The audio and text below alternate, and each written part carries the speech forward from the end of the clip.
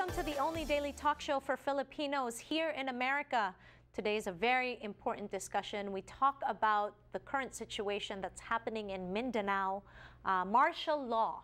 For those that don't understand the complexities of what's happening to our kababayans, there was a big clash in Marawi City, that is a town in Mindanao. These are some photos that we have gathered for you to show you the extent of the situation.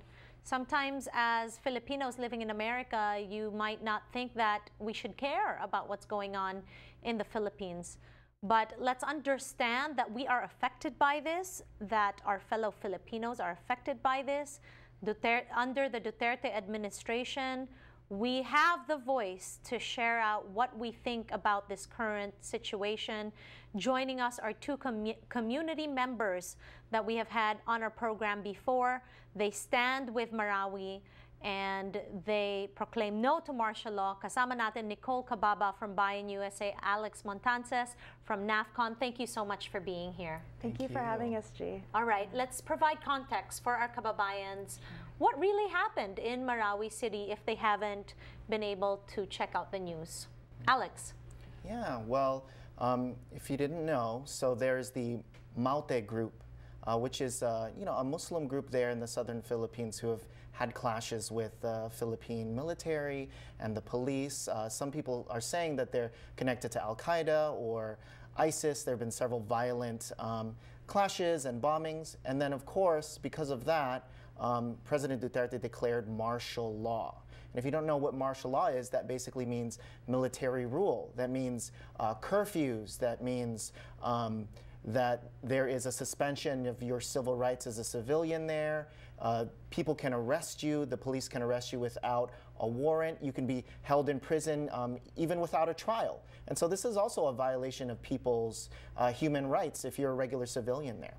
Okay.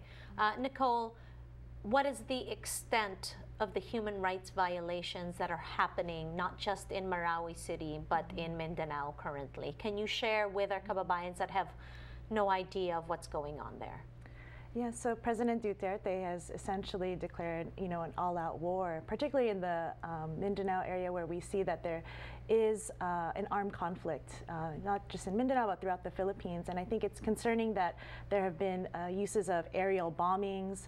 The Armed Forces of the Philippines has unresolved cases where we see cases of rape, torture, disappearances, and without any consequences for these armed forces of the Philippines. And so it's very concerning that on top of this knee-jerk reaction to declare martial law, why would Duterte decide to transfer even more power to an abusive military that hasn't been held accountable for the continuous human rights violations? And when we're talking about Mindanao specifically, there has been a large number of cases where thousands of indigenous Lumad and Moro people have been displaced because of military occupation. And so we're here to really highlight why is it important to address not only the military aspect, but the roots of the armed conflict. And that means poverty. We really need to look at poverty in the Philippines as well. Okay. Our context to martial law for most of us is the Marcos administration. Can you share with us some light on the difference between martial law that happened during the Marcos administration and the current martial law under the Duterte administration? Any of you?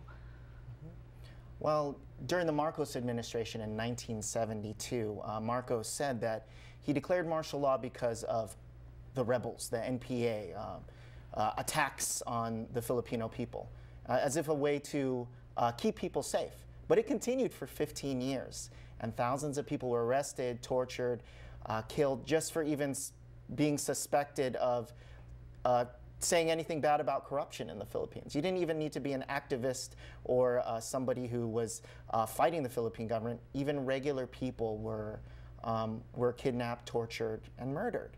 And so really, what is the difference? There is not much difference, because martial law then, all of those things around suspending people's civil rights and habeas corpus and detentions and arrests without warrants and people being imprisoned without trial, what happened then, that can still happen today. And so, President Duterte said 60 days for this martial law today, but who knows, he's also been talking about extending it longer, extending it to the Visayas or even the whole country.